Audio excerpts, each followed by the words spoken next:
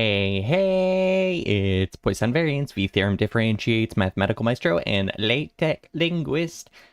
Happy Monday, and how is everybody doing today? Hey, Jay. Hey, Comi. Hey, Calcium. I hope everyone's Monday has been good so far. Hey, RTM. My Monday was pretty good. I only have 2 more days at my job. And then I'll have an entire month off before I start classes. Getting ready to drive, so you'll be lurking for a bit. Fair, fair, drive safe.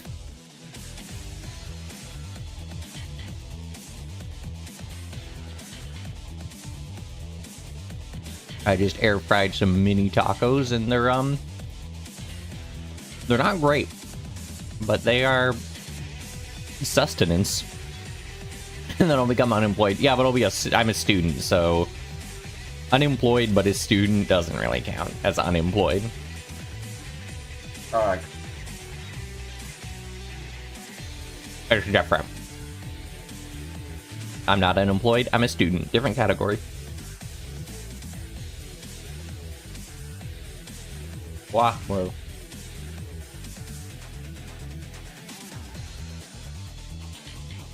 I'm trying to get a position at the university I'm going to, but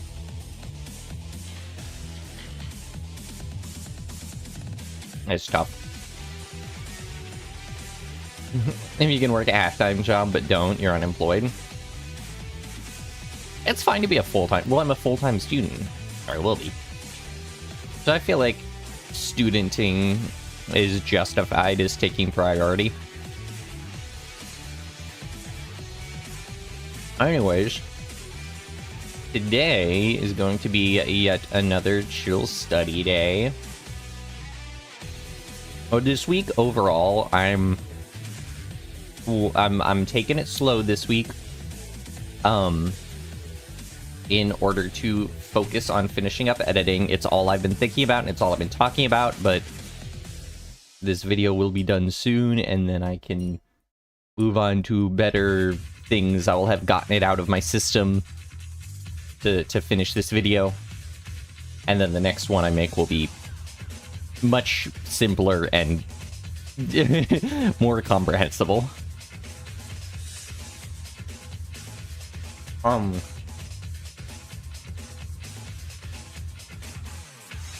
But so today is just like a chill kind of chatting work stream. And then Friday was originally going to be thank you, Gato Bomba. Was originally gonna be a review stream with Mew. We're gonna shift that to Portal 2, and then next Monday we're gonna do that math review stream as a part of a larger thing. A whole group of math VTubers, or not math YouTubers and streamers, doing review of the 3 Blue 1 Brown does those submission thingies videos. I'll go more in depth into it on Friday, and then even more so next Monday. But so math review stuff is going to be pushed to next Monday instead of Friday. And this Friday will be Portal 2. Assuming he wakes up. Super tired, Kikato. Hey, Ava. Hey, Kami. I hope you both are doing well. You should get some rest, Kikato. You just started school again, so... Right? This week or last week, I forget.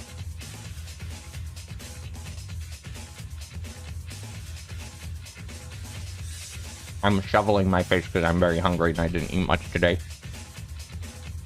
Apologies, last week. Oh, okay.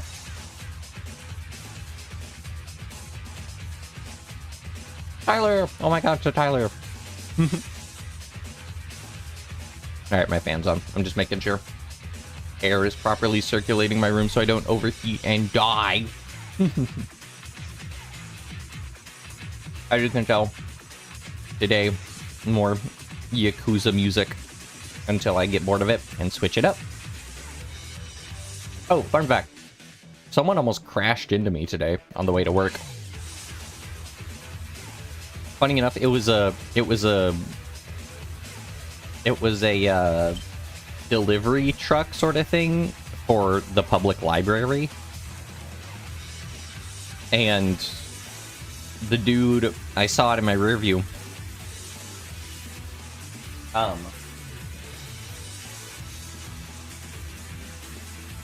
No, someone almost crashed into me. Luckily they didn't.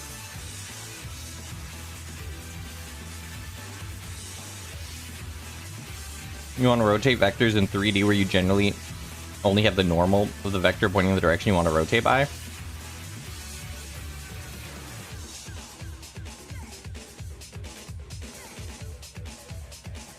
There's a 3D rotation matrix where I can show it in a minute. 3D rotation matrix.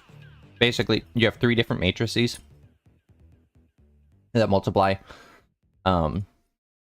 by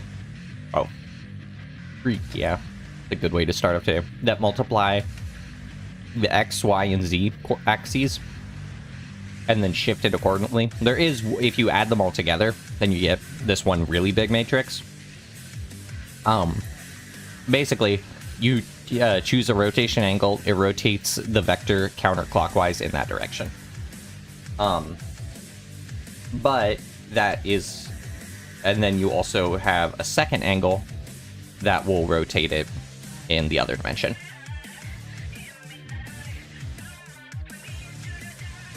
I like my new shirt, thank you. Spider-Man 4 is super good. I've heard it's fun. My brother and my friend saw it.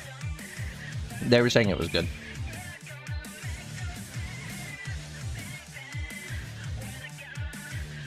I haven't seen it though. Hey Gideon, welcome.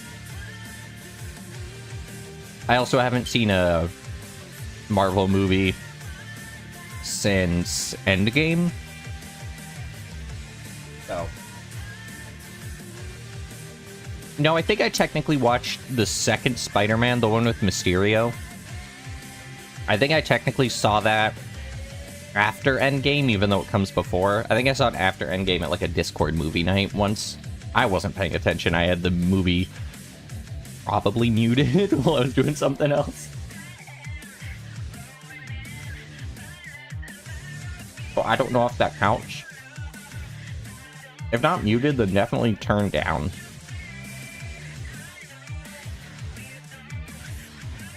Yeah, RT. I'll show you in a minute. A 3D rotation vector.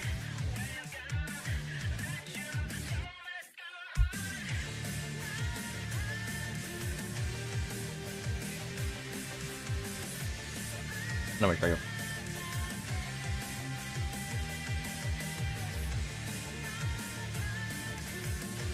After Endgame, the quality decreased. That's too bad. Like I said, not entirely sure, but... Here, let me show you.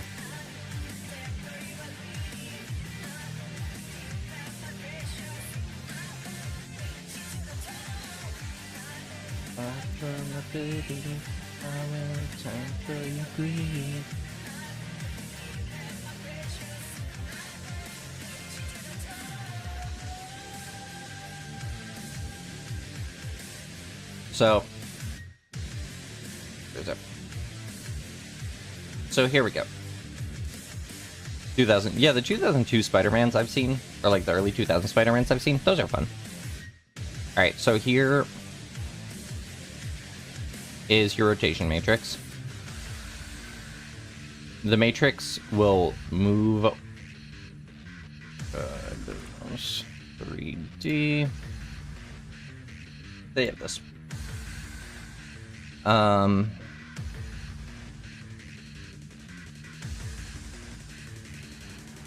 We have, what would that be?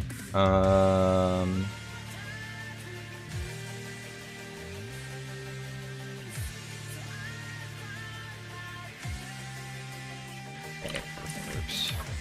No time to lose. I'll find my way.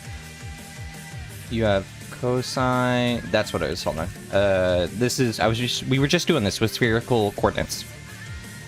Cosine.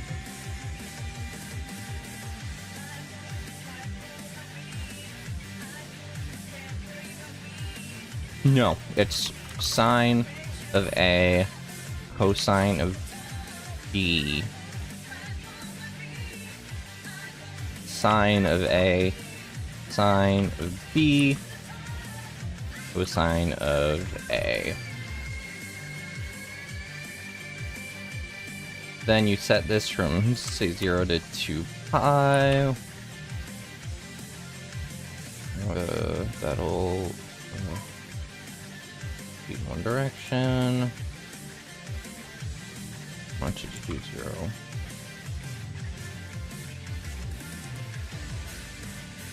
So this is what ends up happening. So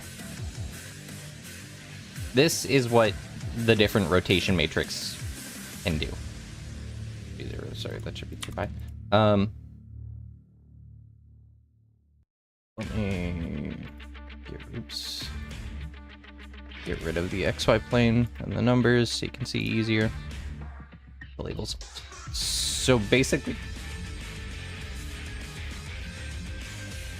now this is it, because it's running at a constant rate, it's only hitting certain points, but basically as you change your A and B, the angles on those, you can end up pointing in any 3D direction, and that's what the matrix will do.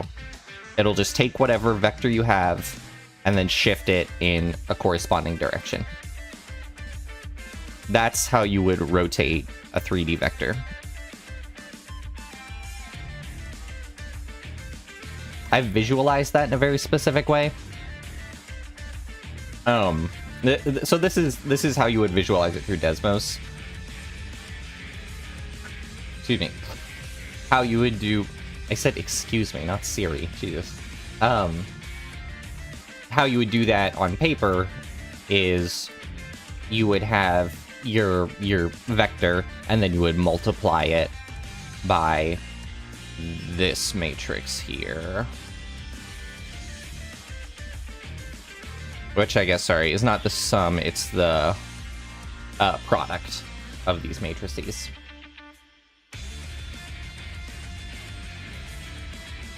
Trying to zoom out a bit so you can see a bit better.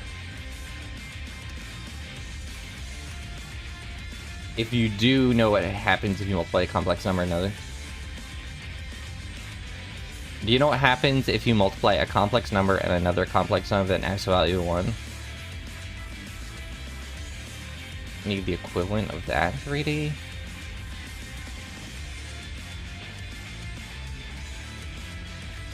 So, if you have... if you're working on the complex plane, then you essentially have double the dimensions per dimension. So, if you're working in C1, that's 2 dimensions. If you're working in C2, that's 4. If you're working in C3, that's 6 dimensions. Basically, for every dimension, you need a complex corresponding dimension.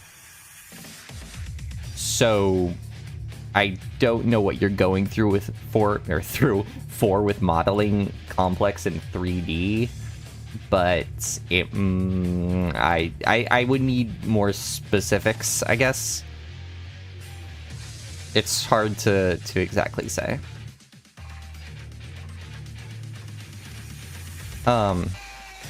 It's like the...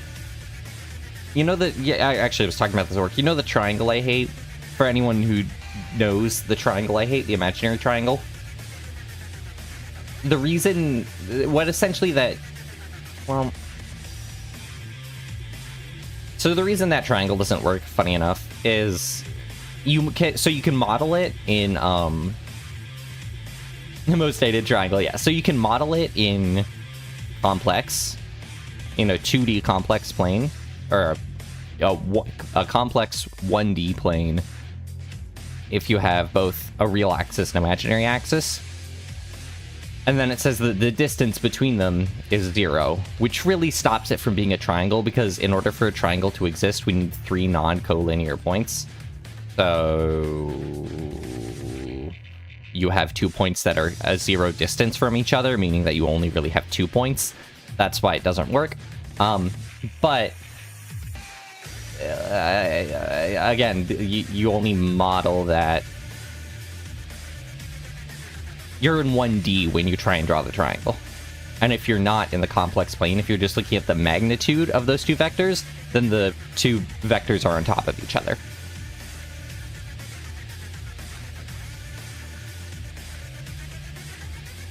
Alright, what do we got here? Imagine a rotating in a circle. Okay.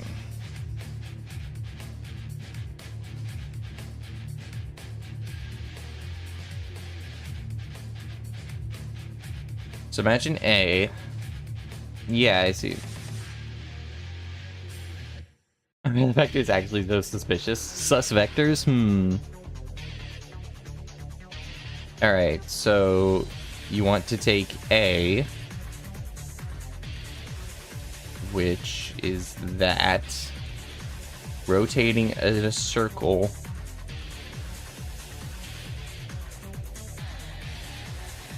Oh, so do you mean... Okay, so do you mean essentially A, rotating in a circle, and B, kind of getting, like, dragged along, sort of, and, like, getting moved around while staying kind of attached to A?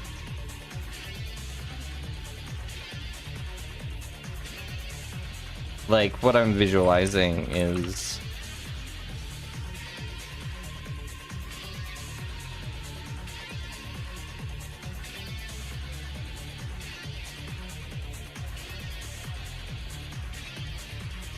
So, like, if this is A, and A goes in a circle, and then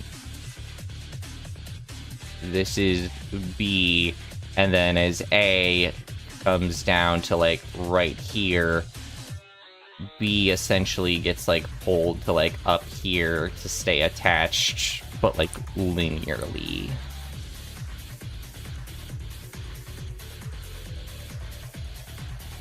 Maybe not even linearly, like...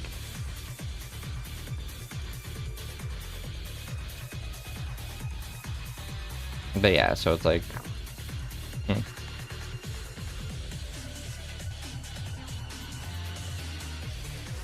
Interesting.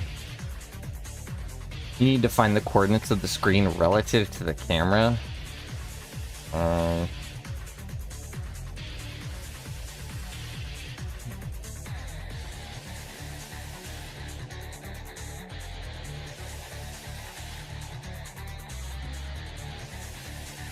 You're a Fantasia trying to visualize that. I feel that, Ava.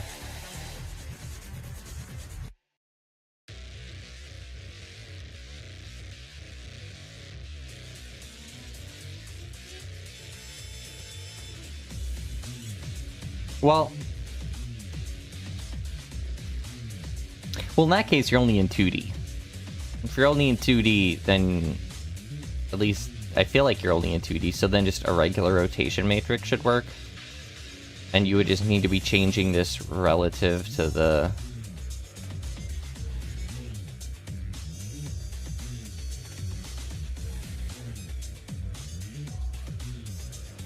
Yeah, I don't know.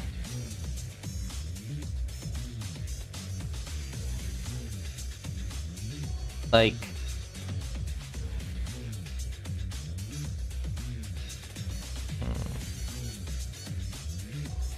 I'm like...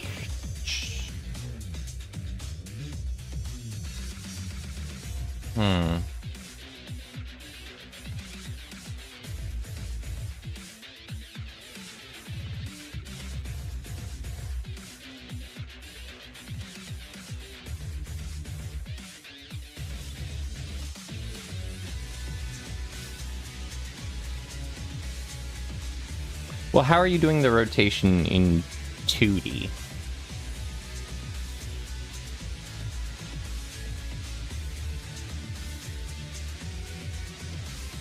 Because however you're doing the rotation in 2D,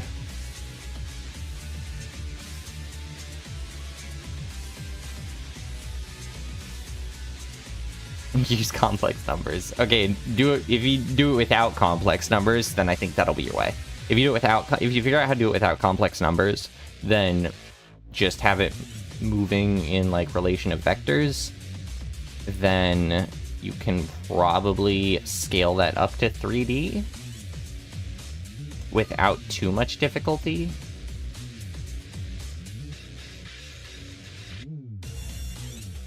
I don't know. It's an interesting question.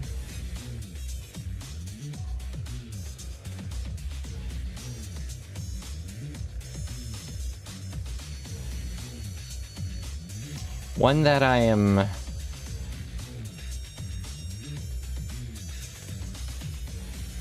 I would say not equipped. I don't know how to say it. I want to say like not equipped to answer, I guess. Off the top of my head, I'm not sure. I would have to do some like testing, I guess.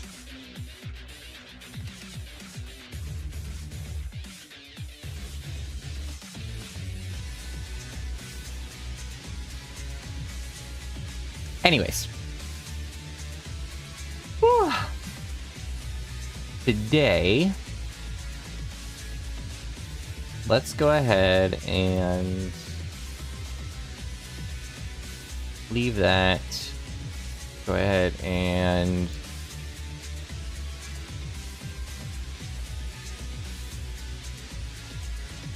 open the air screen play thingy.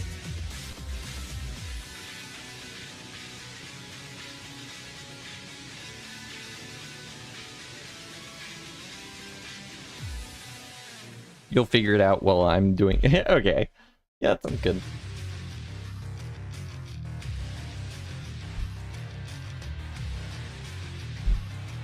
I need to open up all my fun little stuff.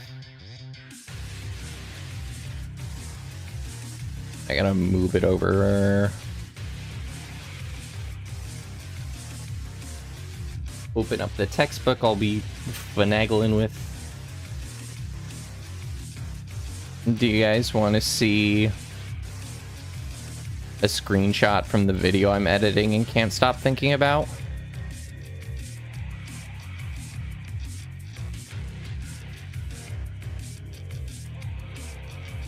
Because I cannot stop thinking about this. Alright, can't stop editing. There we go.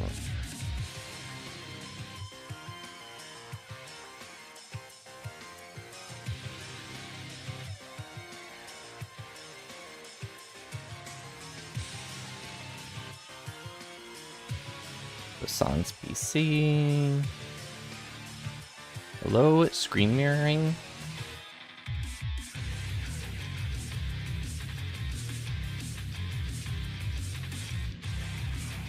Ugh.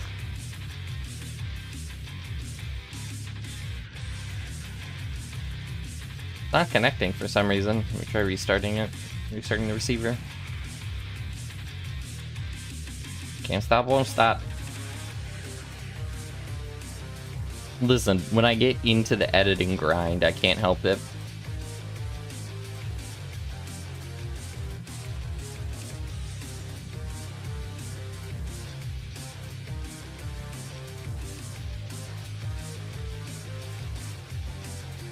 There we go. Alright, so this is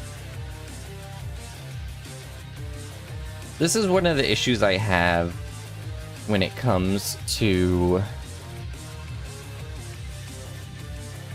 stuff like change of variables. So this is tackling the Jacobian and using the Jacobian for change of variables. So that part is fine. The thing that I always have trouble with is the bounds. So if we're bounded by the following functions,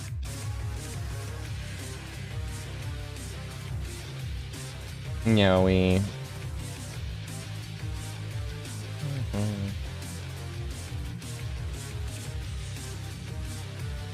What would that be? So we know that that's... You love the theorem, but besides psychology and psychiatry, you don't understand much. That's fine. It's all about learning. Scientific communication, baby. That's what we do.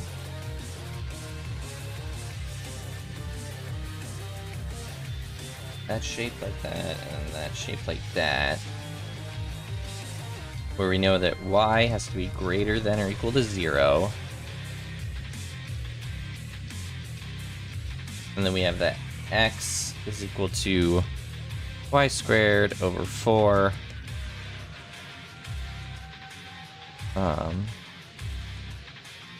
Minus 1. And then...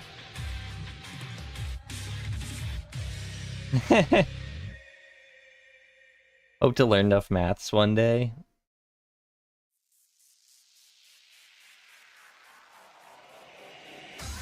You can always learn more. That's the joy of the learning experience. You never stop learning. Even when you become like a PI, you never stop learning. It's one of the nice things. You have to have people who are humble about it. You have to have people who are humble about research and learning to acknowledge the fact that they can keep learning. Because sometimes you get researchers and whatnot who are like adamant that they have, you know, cannot be taught anything more. And it's very exhausting to deal with. Ego is all too prevalent in research, unfortunately. So this happens at y equals 2, so we have at 0, 2, and then this is at -1, 0, and this is at 1, 0. So somehow, and I'm missing something with this change of variable stuff, this is meant to convert to the UV unit square. And that's what I've been trying to, like, decipher. Sometimes you get a grad student that fixes machines with chewing gum and prayers, which is the most admirable thing to do. That's real. You know, that's... I admire that. Chewing gum it up, my guy. So my thought was tackling it from each set of coordinate points to see what I could make.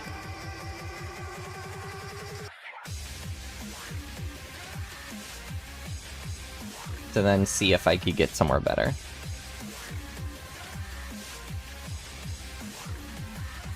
But that's not exactly...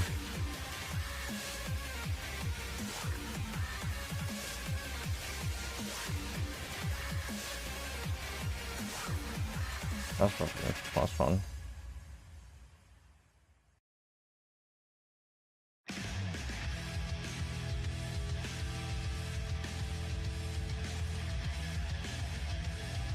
So 3 minus 1.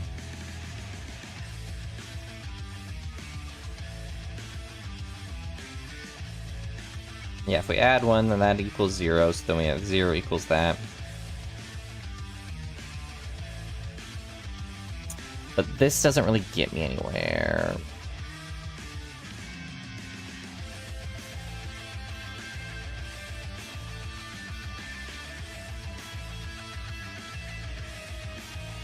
Unless maybe I complete the square. That's something I could do. If I complete the square, then I get a single point that I can associate it with. There's single... Oh! In relation to V, and then I can solve that. Okay. Now we're cooking with flamethrowers, and then I can solve that accordingly. Okay, I have an idea. Let's do this in a different color.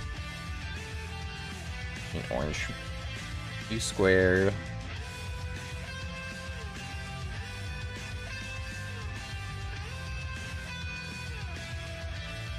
v minus v squared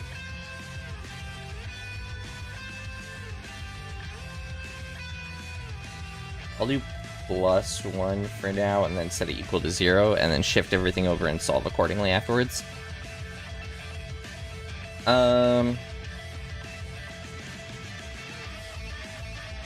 So over what is it? B over 2a squared plus or minus, and we want it to be minus? No, we want it to be plus. So we would do u squared minus 2uv minus v squared plus 1 minus b over 2a. So that would be 4 u squared v squared over 2. The two of those cancel out, so I just get minus that.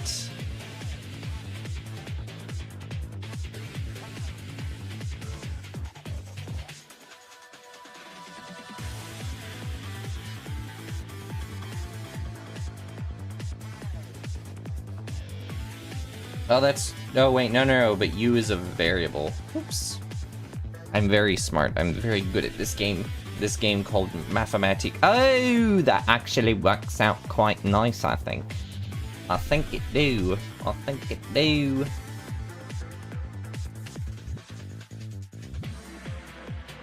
I think it do. Maybe. So then we get that u squared. What's b over 2a then? 2u over 2, so you just get... Oh. Minus v squared. Never mind, this might not be as intuitive as I thought.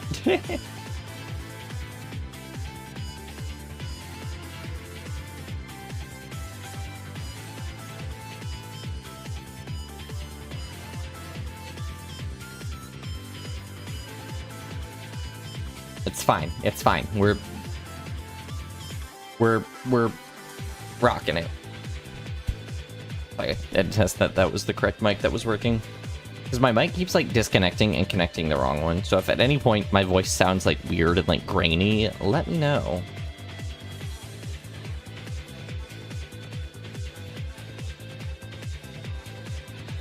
I have to then solve.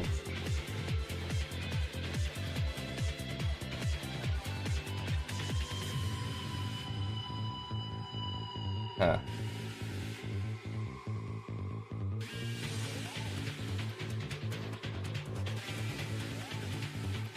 Chief, I don't think I'm getting anywhere. So, in the book, they had done an example that was like, oh, from these bounds, we can easily see that the transformation of that is that, where s is equal to the unit square on R2. And I'll be real, I don't know how they did that transformation.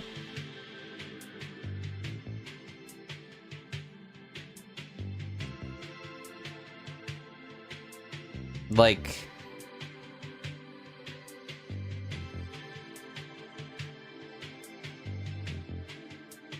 they're not clear on it, and then in the example they're like, well, we saw it happen, so clearly it must. I'm just like, bro. I don't appreciate that in textbooks. Happens so often in math. Clearly we can see. It's obvious. No. The region R is pictured in figure 8. And that we discover that t as it were s is the squared. Indeed, the reason for making the change to variables is to evaluate that. Okay, I guess...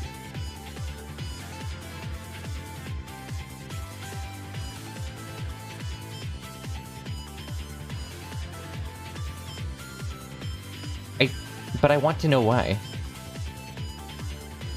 The closed eyes version makes me think of anime bonding answers.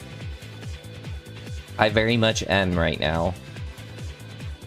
Because the claim is that, like, this...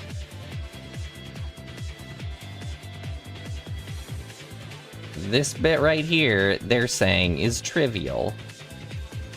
They're like, oh, this is trivial.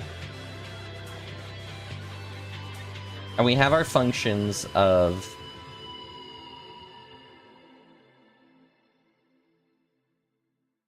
x equals, like, y squared over 4 minus 1. X equals 1 minus y squared over 4. Kind of our two, like, opposite. Isn't math all about proofs? You would think saying it's obvious what you'd think, right? You'd think, Tyler. You figured out how to rotate the 3D point on the first plane. How are you gonna figure out how to rotate on the in the plane? You're gonna need a second theta. Essentially, you're gonna need a theta and a phi. So, like, that's why in that one example I was showing you, I had an A, or like sine A, cosine B, and stuff like that. That's because you need like sine theta, cosine phi. You need two different degrees that you're rotating by. So.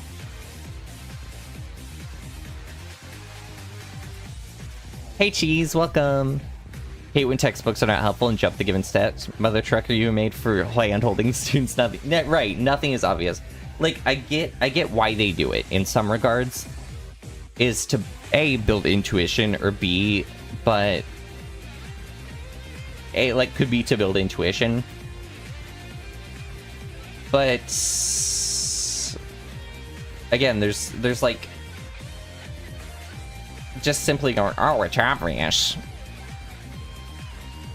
Doesn't fill me with the most confidence. All right, so let's utilize this fact and our coordinate points. All right, so we have the XY.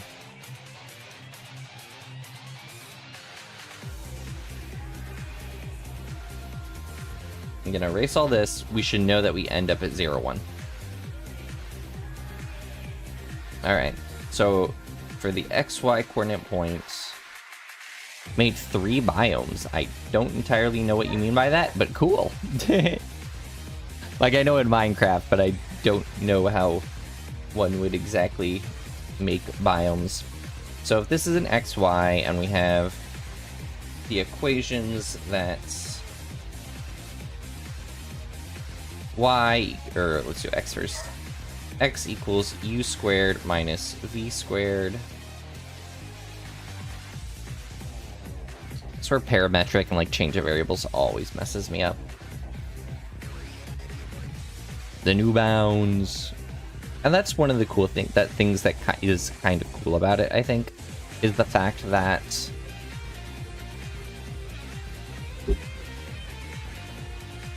one of the cool things about it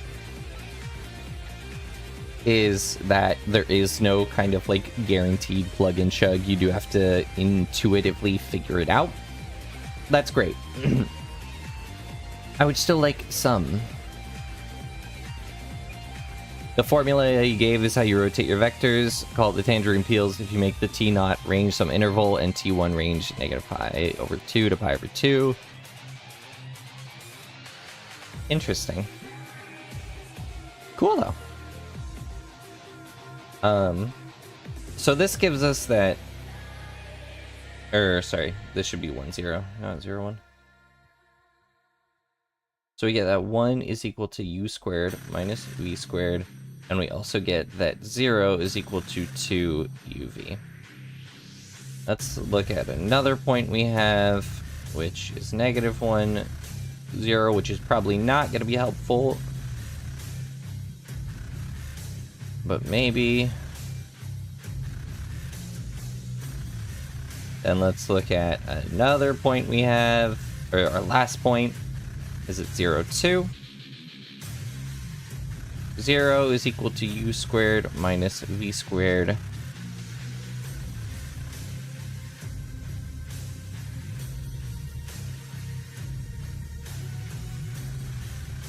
Oh, we might have something.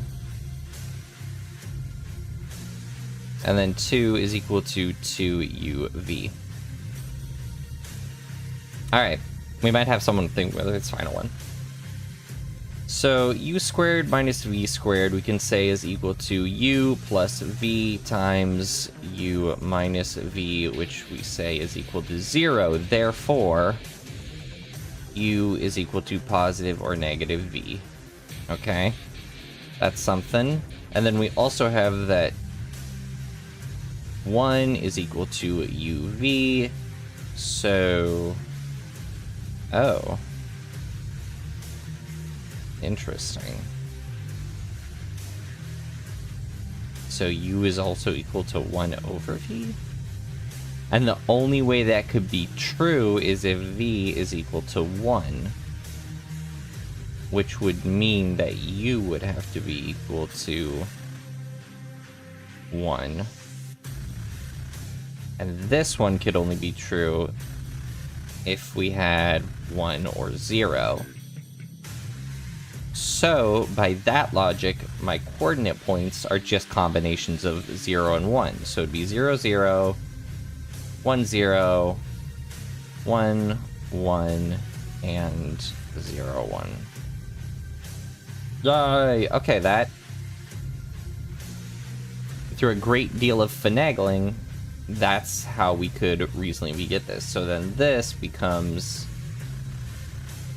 the vertex or the vertices of our new bounds that we're integrating over, which would mean that u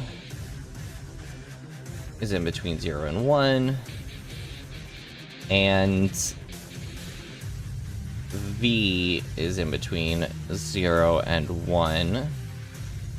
So now we can go ahead and integrate. So now we can come back here and grab our Jacobian that we calculated. I'll leave that little picture up there because I like it. I like drawing the pictures. How'd you guys feel about my next video being all about how pictures are important in math?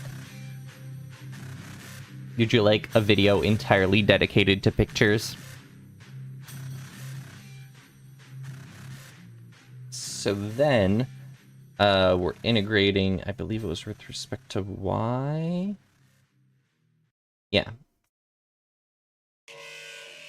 So we're going to be 0, 1, 0, 1, and y we established is 2uv, du dv, oh wait, no, times our Jacobian, which is 4u squared plus 4v squared du dv. Yes, please. Okay. Now, would you like it comprehensible, or would you like it nonsense? Because I can do both. I'm willing to do both. I'm aiming to make it more comprehensible. Basically, how comedic would you like it to be? 0 to 1. 0 to 1.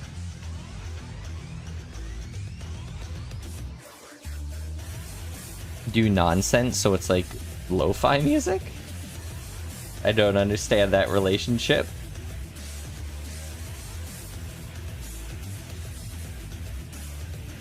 Now I gotta do a whole stream proving that math is funny. That's subjective, so I can't really do that.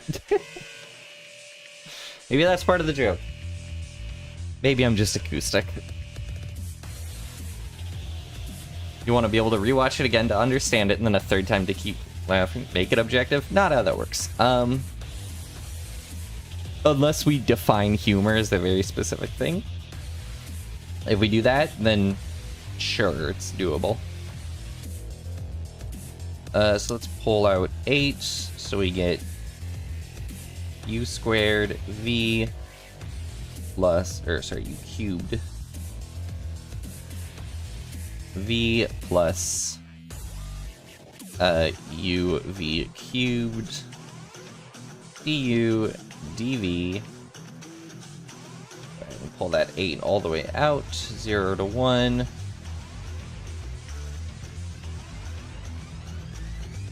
0 to 1. Ah, thank you for the follow, Steady. In that case, Calcium, I will make it funny. Don't you worry. I'll try to be humorous. My new video is humorous.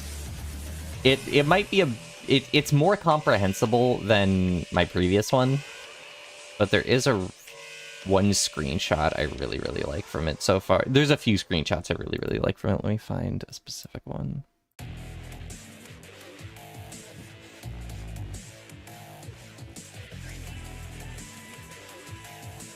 There's a very specific screenshot I want to show off.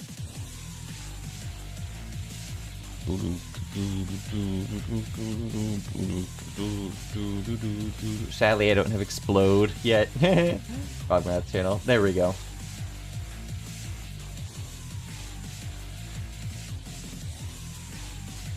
There we go. This is from my math video.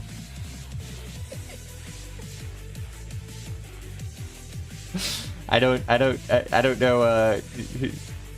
Jury's still out on how exactly this is a math video, but I promise it is.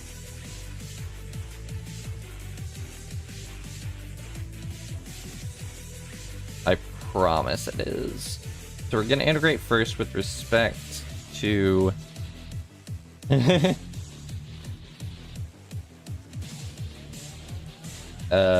u to the 4th v over 4 plus u squared over 2 v to the 3. That just becomes from 0 to 1 dv.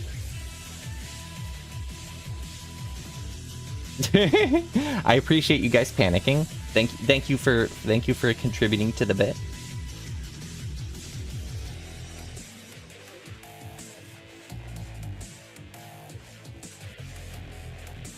It helps me feel like my hard work is paying off.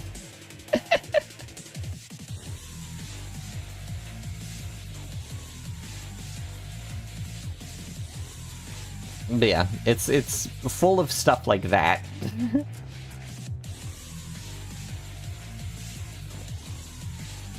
In fact, after this stream, I'm gonna record the next section and then immediately start editing it. All right.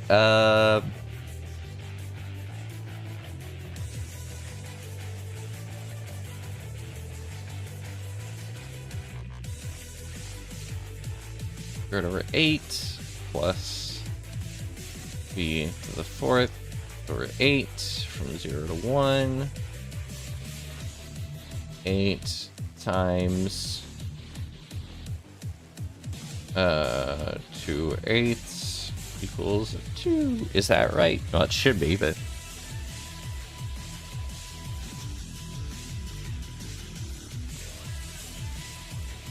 yep, that's right. Cool. All right.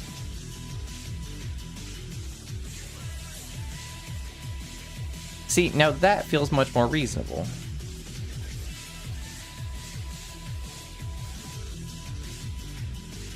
So here, there was like draw a conclusion versus this where it's like integrate this over some region R e to the x plus y over x minus y dA, and then oh no, this actually gets, let's actually try this. Yeah, such that R is defined by the vertices of 1, 0, 0,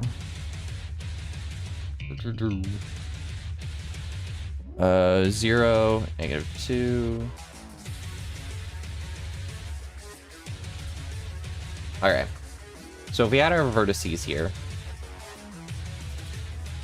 you guys ever get complimented on your handwriting? I got complimented on my handwriting today. I felt good. It was specifically with regards to my L's. My L's with regards to math. I did that. It was on a whiteboard. I'm getting better at writing on whiteboards. I do a lot, but I don't know, because it's hard, because you can't really rest your hand on the whiteboard. Like, you can, but then you get, you know, marker on you. Oh, my spine. Dude, it made me blush a bit. I know, you just hit me though. Doesn't look like I'm blushing, I'm just like alarmed. Oh yes, posture check. And the hydrate. Grazie, Tyler.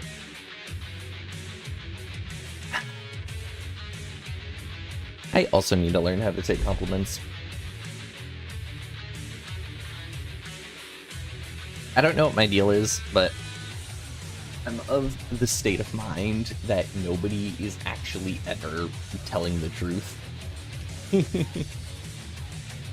Alright, 1 second.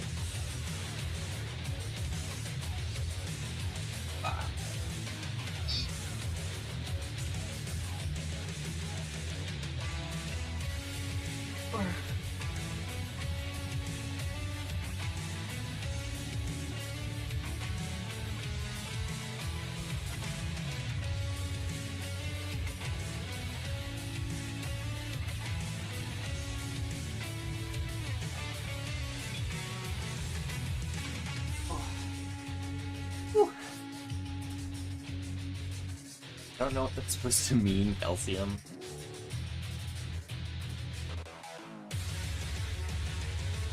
I don't understand.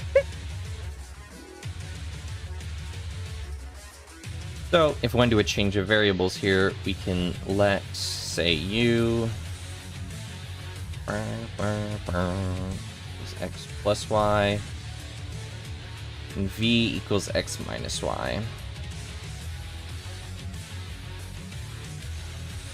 So then, you're a good streamer. Aw, thank you. I appreciate you saying that, Calcium. I don't believe you, but I appreciate it. There's unironically a little bit of me that's like, what if everybody watches me purely out of pity? That's anxiety for you. I shouldn't be venting that to you guys. I'm not fishing for compliments. I'm sorry. God, Pledge of Demon is such a good song.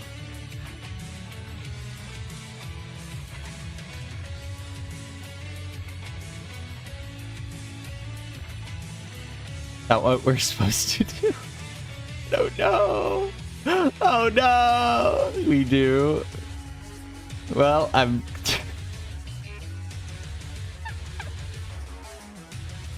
My ego has shattered. My pride is gone. My Saiyan pride. My math boy pride. Now, my math boy pride died when I can't do arithmetic. I suck at arithmetic. I don't know why. Sometimes. A lot of the time. Most of the time. All the time. Exclusively. Nah, I suck at plenty of things. I am well known for sucking.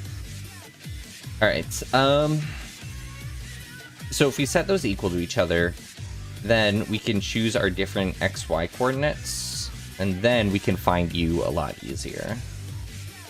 1 and 0.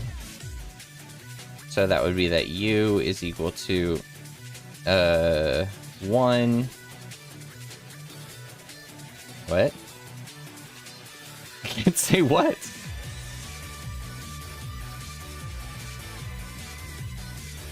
2, 0, Oh, and that would mean that v is equal to 1, u is equal to 2, v is equal to 2,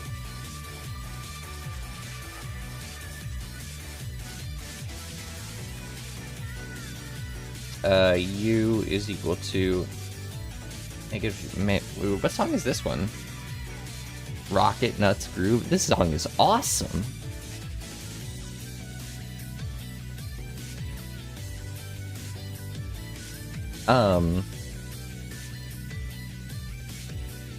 Minus -2, so that would become +2.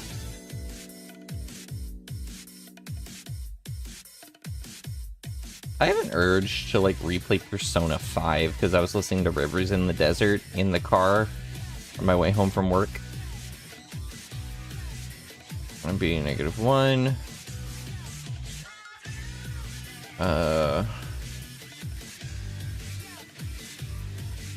That's 1. Okay, so we now have all of our new coordinates.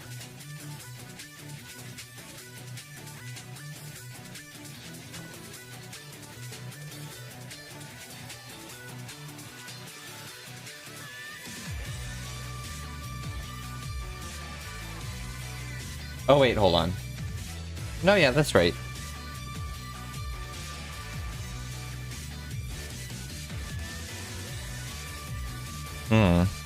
Their examples handling it a little bit differently. No, their examples handling it the same. Never mind. I just wanted to make... Yeah, okay. Good. So after we can set that, a u up here, a v up there. Then that'll make taking the derivative, or the integrating with respect to that, much easier. We have our bounds, and then we're just saying from...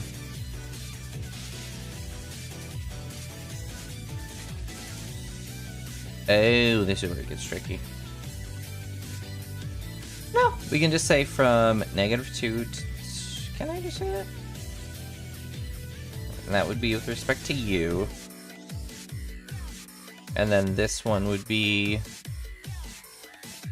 from 1 to 2. E to the u over v, ev. I want to listen to the other song again.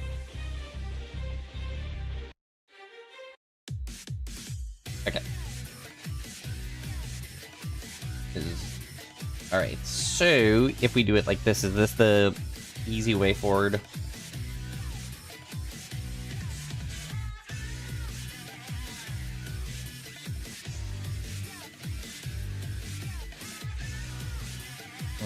Maybe not, actually.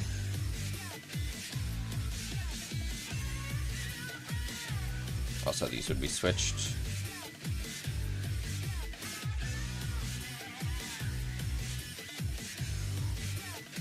No, I don't think this is actually the play, because I think that becomes 1 to 2. That becomes E.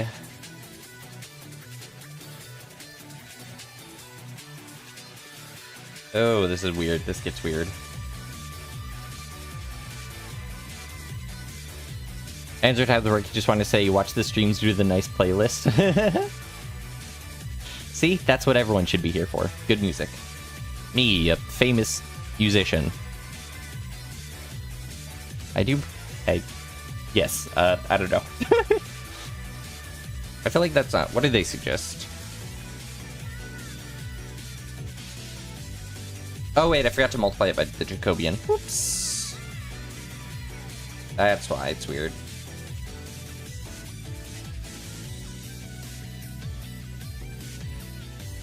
I was like, I feel like I'm forgetting something. I was forgetting the Jacobian. The whole point of this practice.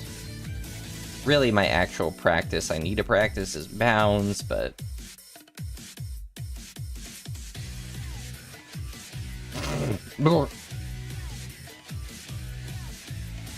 Oh, but I have to before I can do my Jacobian, I have to turn my XY functions, or my...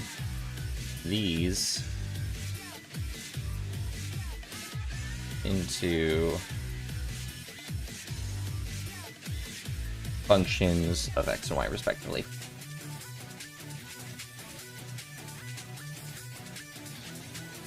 So I have to do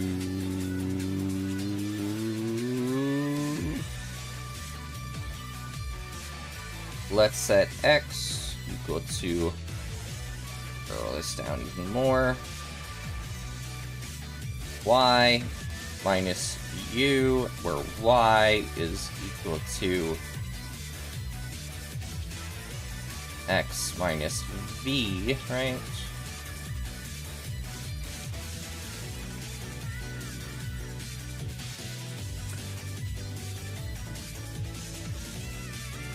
I potentially run into a problem.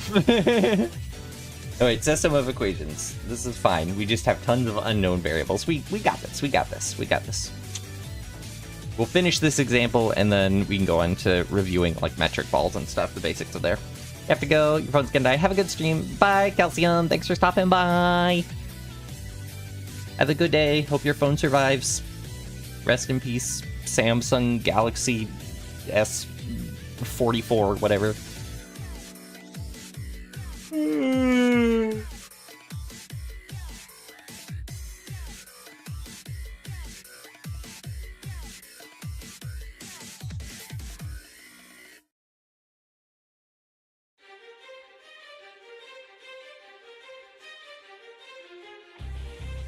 So we get that y plus b is equal to y minus u, so we get that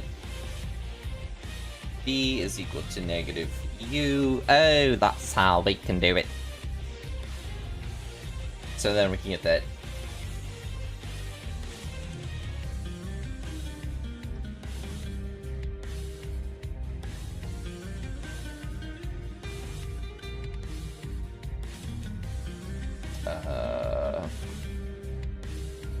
wait. No, I do not become British. I would never. I would never think of doing such a horrendous thing.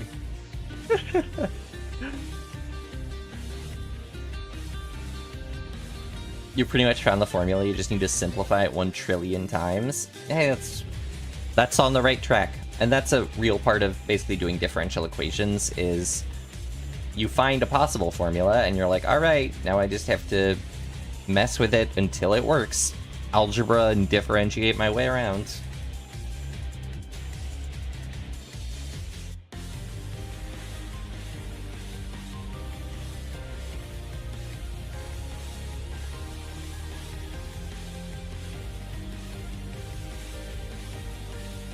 Wait, but doesn't that just say that...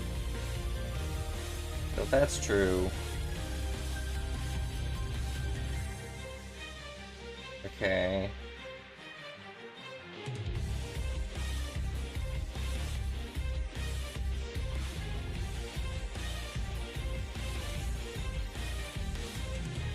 What am I... I'm trying to get... Oh wait, I'm trying to get this just in terms of...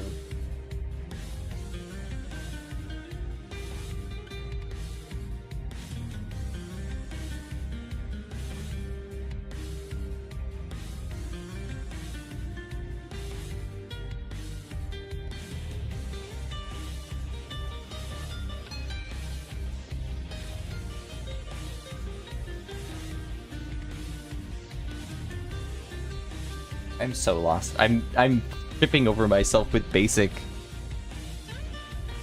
These equations define a transformation. Theorem 9 talks about the transformation and obtained by solving equations for x and y. What?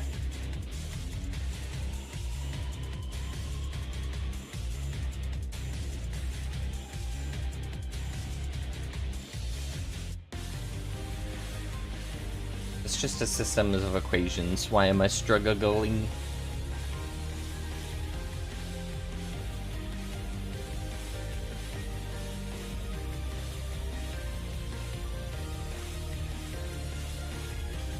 Well, we get u plus v is equal to... that's... Okay, yep.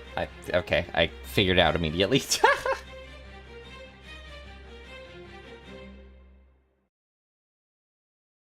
Okay, I can plug that in. Then we get v is equal to...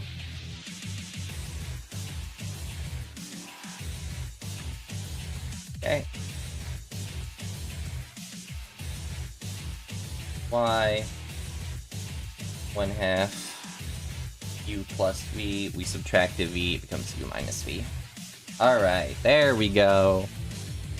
Now I can finally do my Jacobian on these. Alright, so we get that if we integrate with respect to u, we're just gonna get 1/2. And then with respect to u over there, it's just gonna be 1/2. And then with respect to v over here is gonna be 1/2. And with respect to v over here is gonna be negative 1/2. Alright. So we get negative 1/4 minus 1/4 is 1/2. Okay.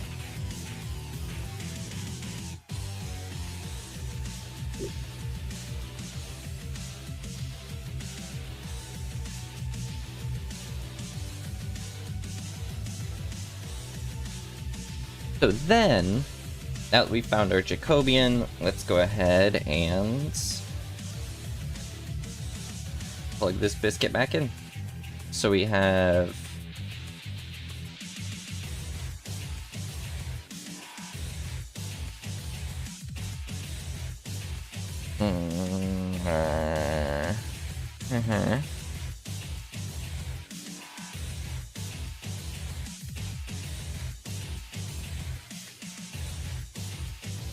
oh.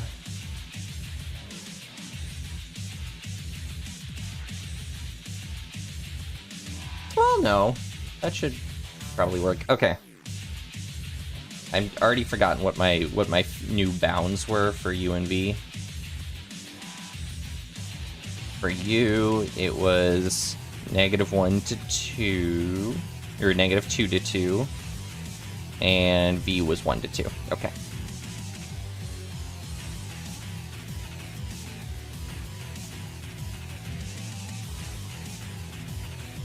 E u over v du times 1/2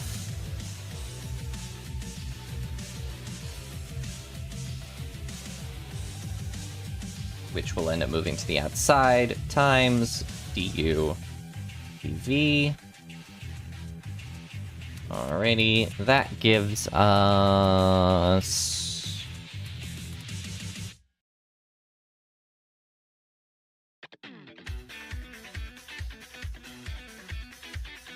e to the... Well, it's respect to u, so we would just integrate the 1 over v, so we get 1 over v e to the u over v integrated from -2 to 2.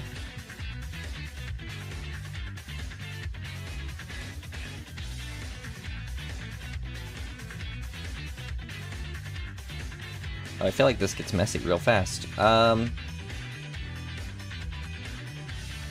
Oh no, this actually should work out pretty well. There's cosine signs, everyone's still not getting smaller.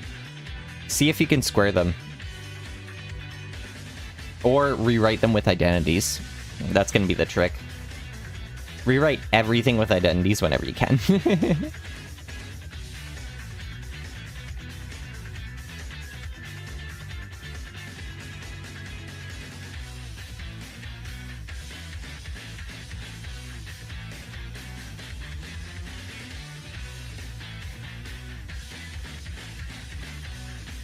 Doing that and it got smaller temporarily, that's good. That's progress. Alright, so...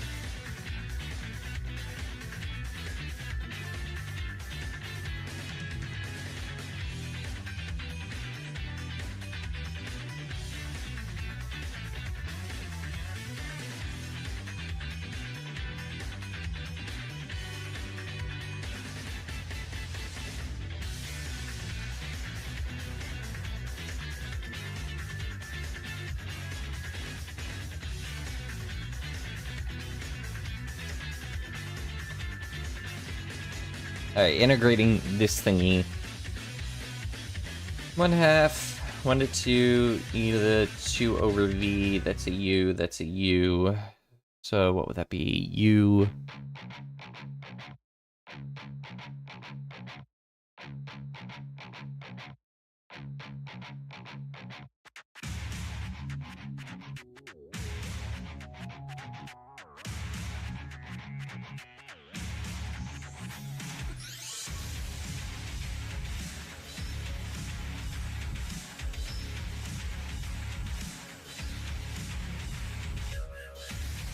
I feel like this doesn't work out well.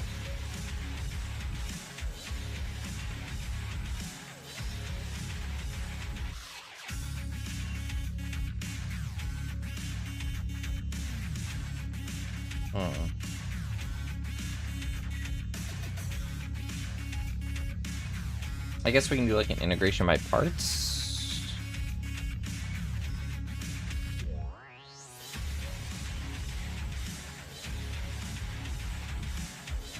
Because then we get that, we integrate that, we get that, that becomes the 1/2 there. Okay, yeah. Integration by parts. And we're gonna need some more variables. Cool. So instead of changing that, we're gonna use W and K. I don't know. We need more variables in general. Alright. So W is W and H actually. I like K.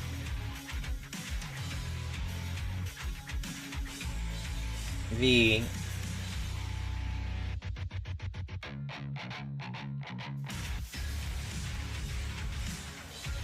No.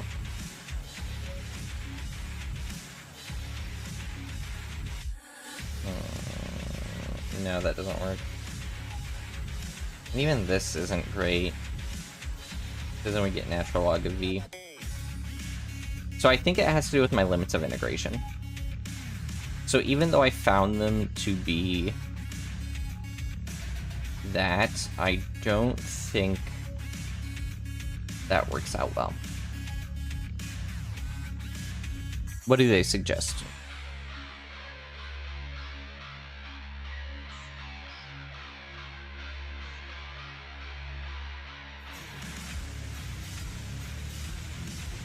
Ah, that's kind of cool.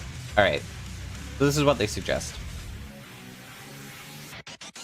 So if we draw our shape, and this is why a visual interpretation can be so beneficial.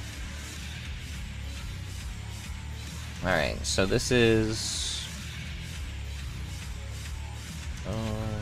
Okay.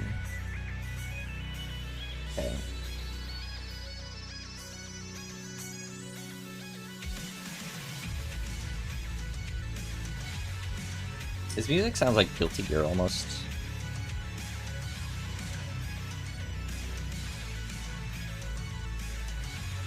So this is the UV trapezoid that we build.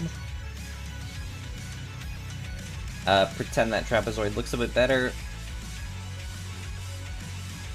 And then, so this is our 1, 1, this is our 2, 2, this is our negative 2, 2, this is our negative 1, 1. Lines up with the values that we have. But this is a slope of u equals v, and this is a slope of u equals negative v. Oh, excuse me. So,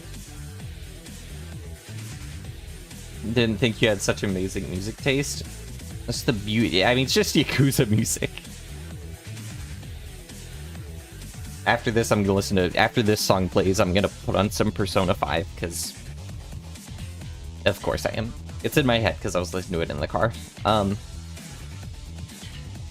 So because this is u equals v, and then this is u to v, we can end up saying that from this, we integrate from the distance from 1 to 2 in respect to v, just like that distance there.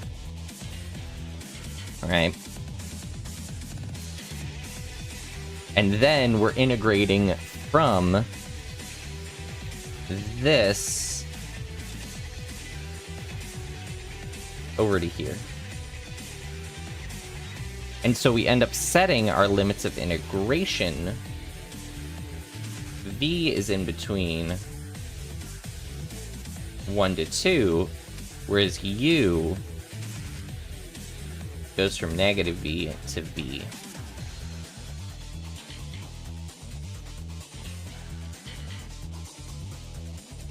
It's interesting, because I wouldn't initially think to do something like that. But hey, it works out. So then, if we take this, so we're going from now 1 to 2, from negative V to V, 1/2 E to the U over V still, du dv, the 1/2 moves to the outside, 1 to 2, then we get something much nicer. We get e to the 1, because we get v over v minus e to the negative 1. So that just simplifies to e to the negative first, which is really 1 over e, but I'm just going to leave it e to the negative first for now, times dv. So that then becomes 1/2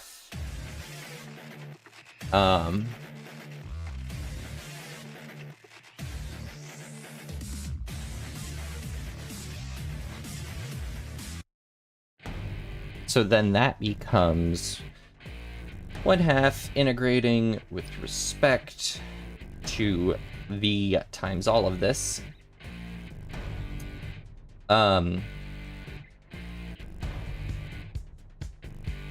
So 2 times e to the 1 minus e to the negative first. Now it's never, and I've got to make my decision. This time it could be my moment. So we get e minus e to the negative first, all over 2.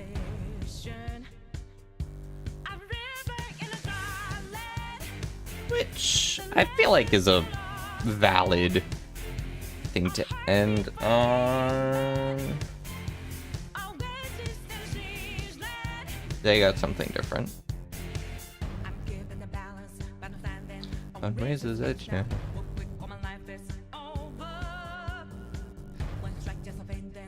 How did they get something different? I messed up something with my integration. Your V.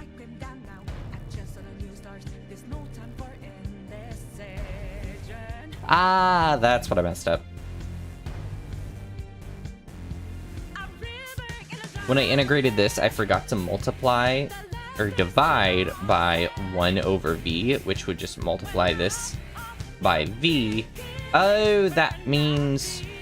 Oh, when I did the other one, I think I did the same thing. So let's quickly, as an aside...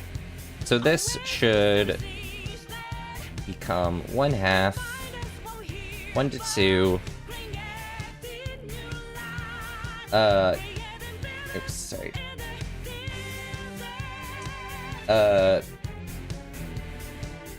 v squared over 2 times e to the e minus 1, or to the negative first, from 1 to 2. Which then simplifies to be, that's 2, that's minus 1/2. So we get 2 e.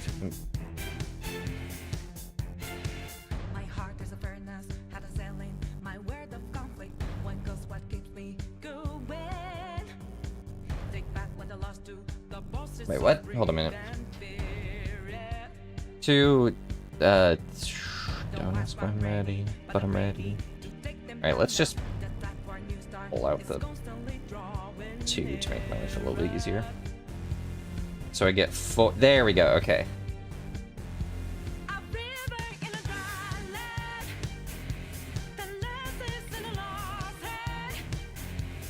And then that becomes a 3, so we just get 3/4 times e minus e to the negative first. Alright. So the other thing I want to check is because I made a mistake in my previous integration. So I'm wondering if we had done from, so we have the 1/2, -2, or sorry, 1 to 2, -2 to 2, e to the u over v, du, dv. Does this work? 1/2 stays, 1/2, or 1 to 2. We then are integrating, so we get v times 2 over v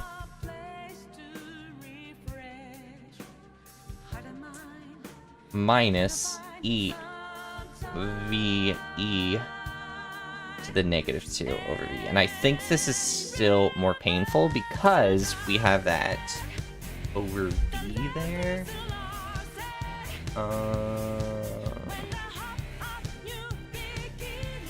Yeah. So that would still make it messier. And it's doable. This time, that's what it would be. So that time it would be doable with integration by parts, I believe. Yeah, because then we get a 2. So what we would get is, following it through, because I'm acoustic, W is equal to V, dW is equal to just dV, K is equal to E to the 2 over V, which means, or sorry, it's dK. So if we were to integrate that, and dV, we would get that, we multiply that 2, so we'd have to divide by it. So it would be 1/2 E to the 2 over V. Yeah, so then we get WK, so we get 1/2 V E to the 2 over V minus integral from 1 to 2. I mean, have to do this for the positive and the -1, but I'm not going to bother with that. Times E to the 2 over V. Pull out the 1/2 there. dV. So I'm going to pull out the 1/2. We can integrate that with respect to V, which will just, okay, so yeah, doable, but messier than if we just have U integrate from -V to V, because that's, because of the symmetry, we can define it so easily, so.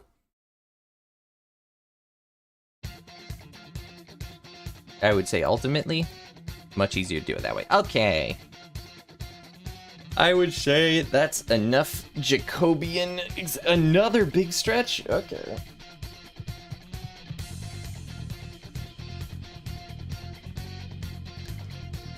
That's another...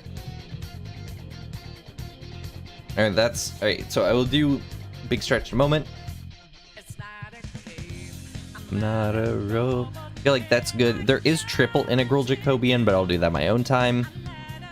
But for now, we're going to be... see it through. How do I add new sections?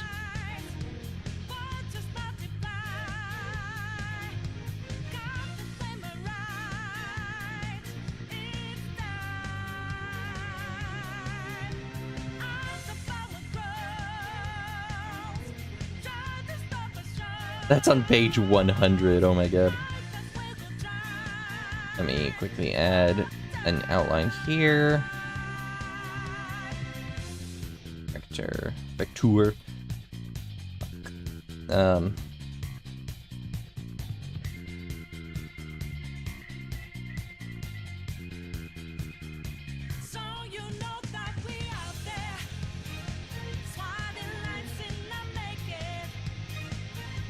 That's all vector stuff.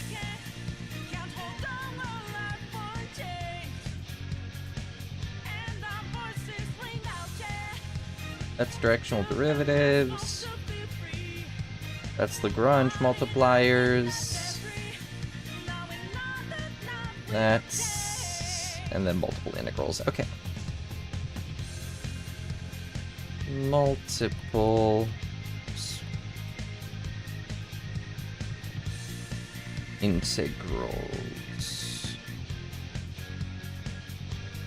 So then if we go to... man, I simplified the entire expression. Now you have residue signs and cosines. Need to write them in terms of the normal vector. Hey, good job! Alright. So we're on to metric spaces now. And we're gonna start, of course, with... so... metric balls... well, metrics and metric balls.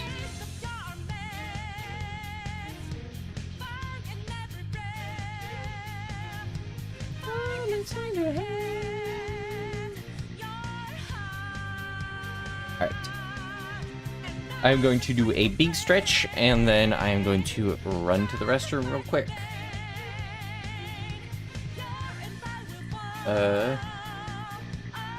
I'll cue a song up for...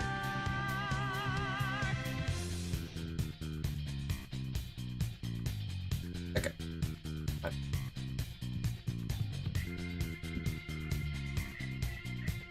Alright. Big stretch, and then I will be right back.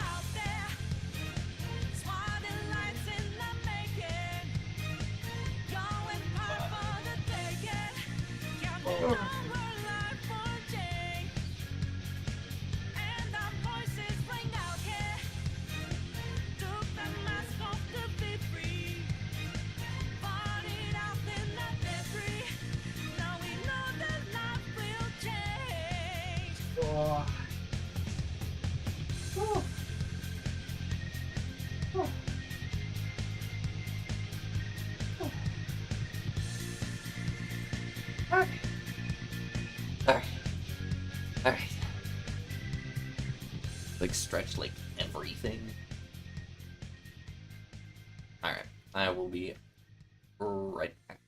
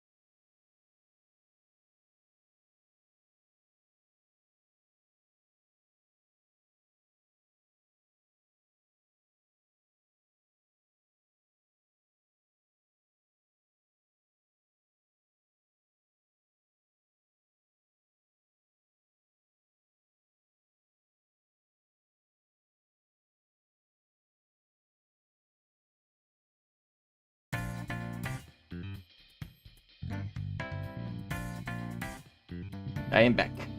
The queuing up music on YouTube desktop does not work great. Alright, let me open up my stuff on metric spaces.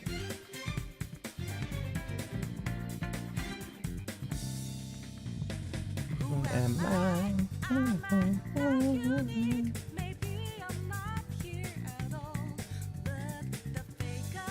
Open that in a new tab. Who's this? Alright. Putting on my moisturizer, and then I can get.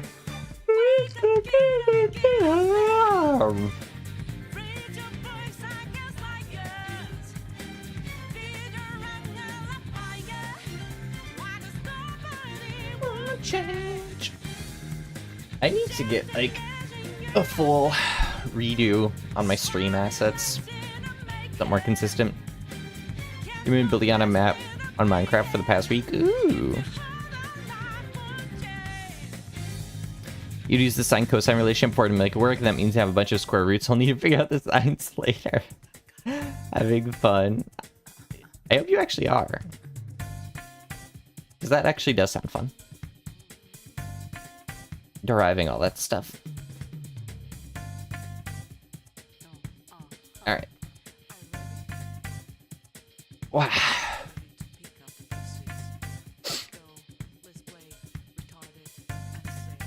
Alright, so we can define a metric as so. Definition.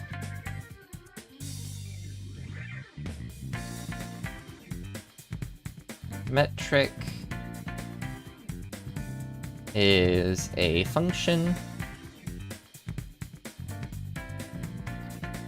row mapping from some space. These can both be n dimension or m dimension, doesn't really matter. 0 to infinity, mapping it to R. Specifically 0 to infinity in R. Positive R, or non-negative R. There we go. Okay. With the following properties.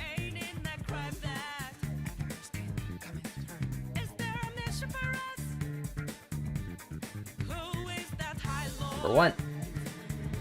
We have that a row between x and y is greater than or equal to 0, and that if that's a p, not a row. If the matrix between them is exactly 0, that can only be true if and only if x is equal to y. We know that row of xy is the same of row 2ix, so no matter what direction, your metric is consistent. And finally, row of, what is it, xz is less than or equal to row of xy plus row of yz. Triangle inequality. Yeah, that's right.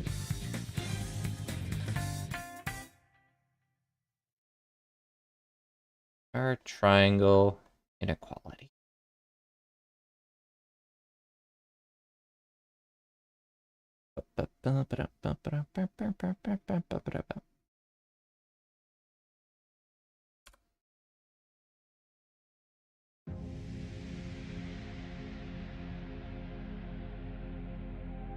Alright.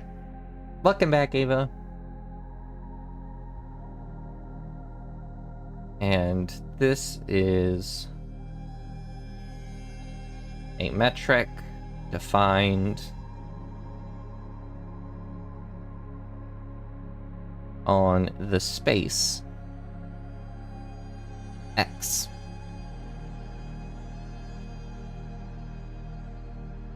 Metric balls are like yarn. Not exactly. We're actually about to define them because we need to define them to define open and closed sets. So, definition. Say we have a metric. So we want to let. How do we want to define this? So say we have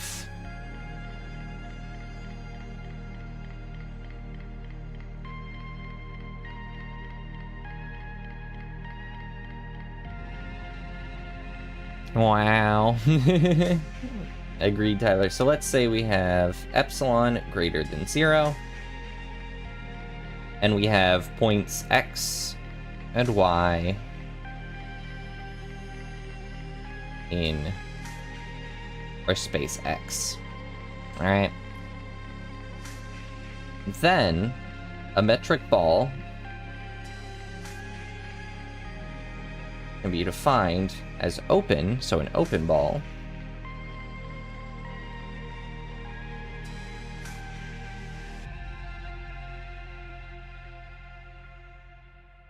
is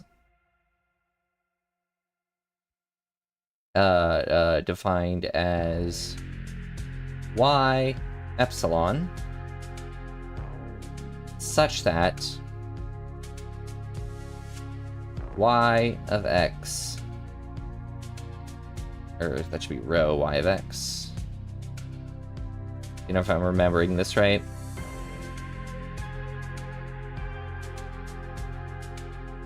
Is strictly less than epsilon.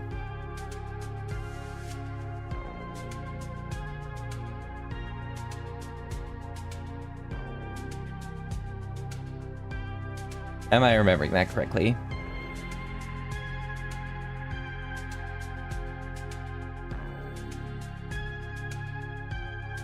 Oh no, I wrote the notation wrong.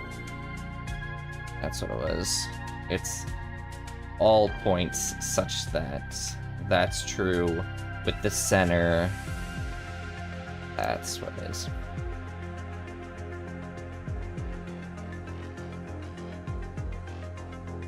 Notation was incorrect. A ball with a center at y of radius r is all points x with a distance between y and x is strictly less than some epsilon greater than 0. We have a closed ball.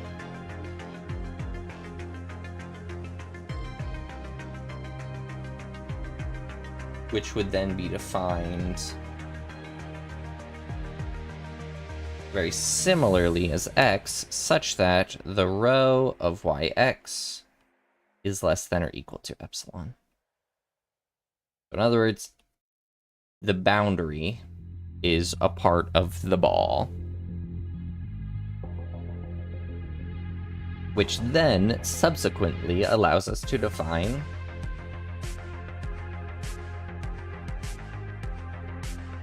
open and closed sets. That's something I remember from like real analysis. Half of what you do is just define stuff.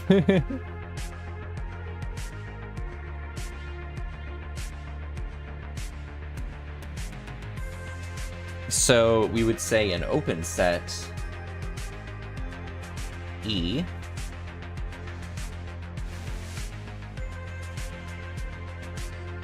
is open such that there exists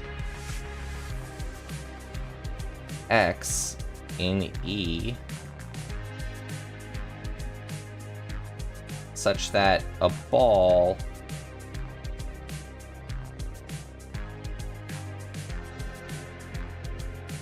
epsilon, oh, that's a 3, not an epsilon. Or what is it? Yeah, is in E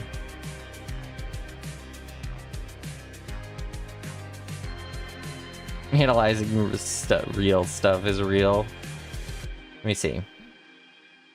So E is open such that there exists a point in E such that the ball in radius epsilon for some epsilon.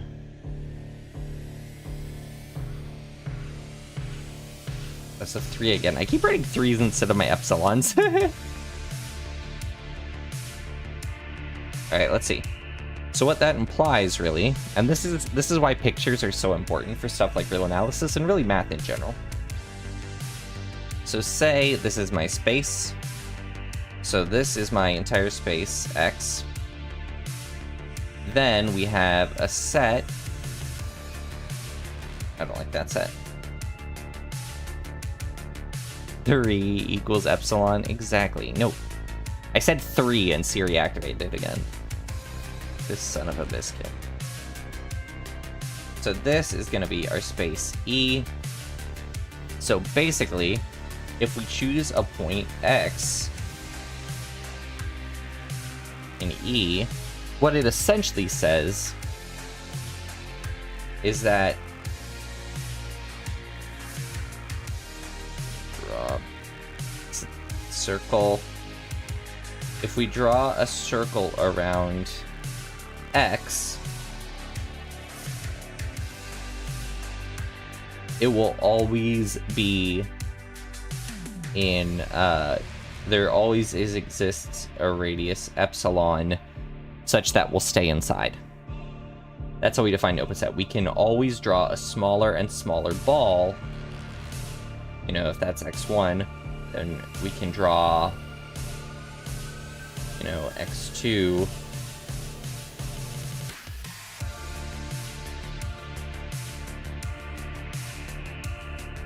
Infinitely close.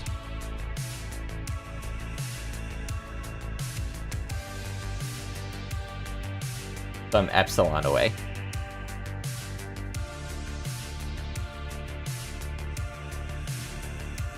I don't like how that looks.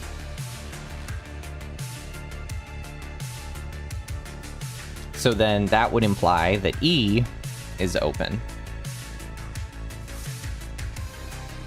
Let me double check that. Open set if for every point there's a radius. Oh, not for example. Oops, that should be if such that for all X. For all X in E, there is a ball. There exists a ball for some. Yeah.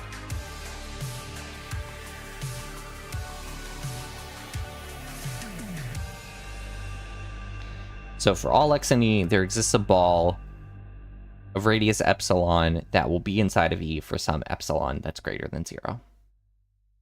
That would be open. Your handwriting when the teacher expects you to put a 10-page essay on a 3x5 note card. Referring to X2. Yeah, pretty much. Glad you're still here, Kikado. Get the rest you need. You did it. Turns out the signs you only messed up when T1 is out of range. Let's go! You're slowly formalizing your formula. So that would be an open set.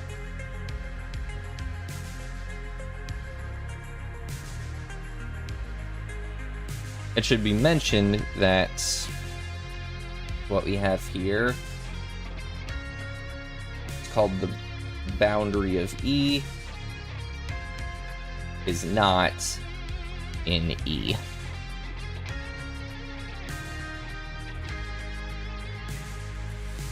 By the way, that's a notation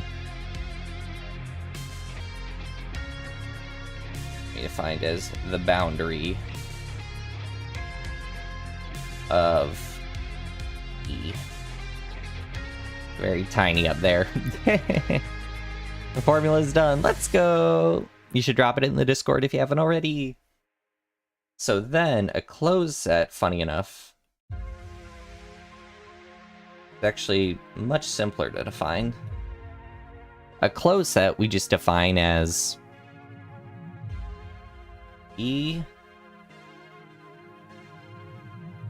is closed. Is it if and only if? Oh no, just if. E is closed if E of C, its complement, is open.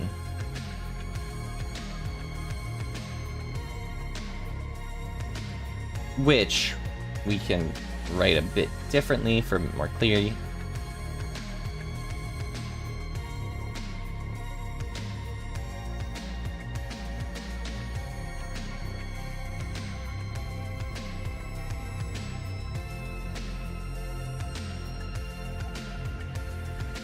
So if the complement of E is open, then E is closed, which is much easier to write. And you can actually also, so this is where proofwriting gets much more involved. Prove that the infinite union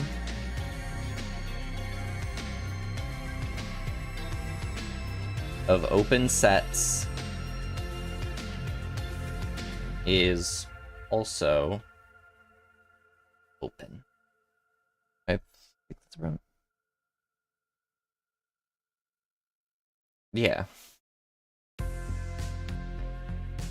Arbitrary number of sets.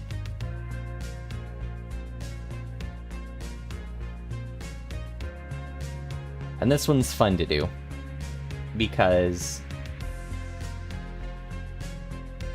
how you end up doing it is, so if you have, and this is a great example of why another great, so like this is a great example of why pictures work. Here's another great example.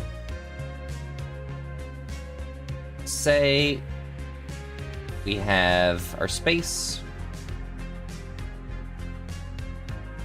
and I think this is the last thing I'm gonna do before I call it, so that I can get some more food, hydrate some more, and then do some more editing. But so if we have open sets, and these sets don't even have to be connected, it's just a union of them. So here's an open set, here's an open set, here's an open set. If they are connected, then we can just say, oh, that's one big open set, so it fits. If they're not connected, you know, we have E1, E2, E3. Well, the union of I equals 1 to some n of E sub I, if I choose an x in there, well, x is being chosen in some E sub I. It has to be in one of those, because it's in that union, so it has to be in one of them. And we know that I can draw a ball that will stay inside of E sub I, which is subsequently inside the union of those sets, which then implies that this is always in the union, which the union will call the union. I'll just keep it as the union. Sometimes you want to rename the union to something like A, just so that it's a bit easier. Is in union, which then implies that the union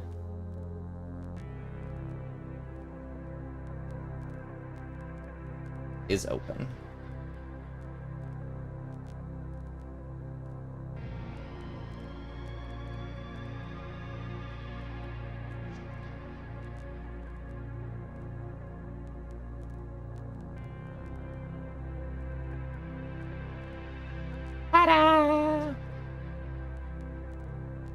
And even though the technical proofwriting stuff gets done down here, the intuitive stuff happens kind of up here, which I didn't end up diving too into. But if I choose a spot here, well, we know that's going to be open because e sub, 2 is open. Or if I choose a spot in here, we know that's going to be open because e sub 1, or that's going to be fine because e sub 1 is open. And if we choose a spot in here, we know that's going to be fine because e sub 3 is... Oops. E sub 3 is... Oh, that's not a circle. That's not a circle either. There you go, that's close enough. That might be a circle. 3 is open. Anyways, that's my very basic getting back into real analysis. Those are that's kind of like the first definition you learn. The like most foundational part is metric balls, and then defining open and closed sets, which become really useful, especially when handling stuff like concavity. And then something like convex hulls when you get into optimization, because you can tackle optimization in a really cool way when it comes to analysis. But yeah, so what we're gonna do now is find someone to raid. So let's see who is available to raid.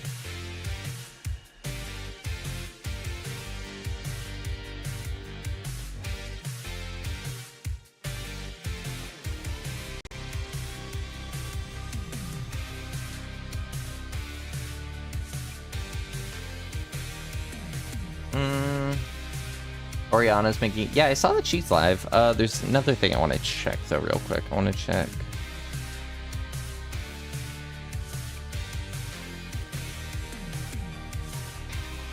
What day is it? The 17th? Okay, there's nothing. Alright, yeah. Let's go ahead and raid Oriana. Let's... Our raid message be... Is math a sign language? There you go. Get it because like signs. Alright, I've been Poisson Variants, your mathematical maestro, LaTeX linguist. Thank you all for watching. I will see you next time. And bye-bye!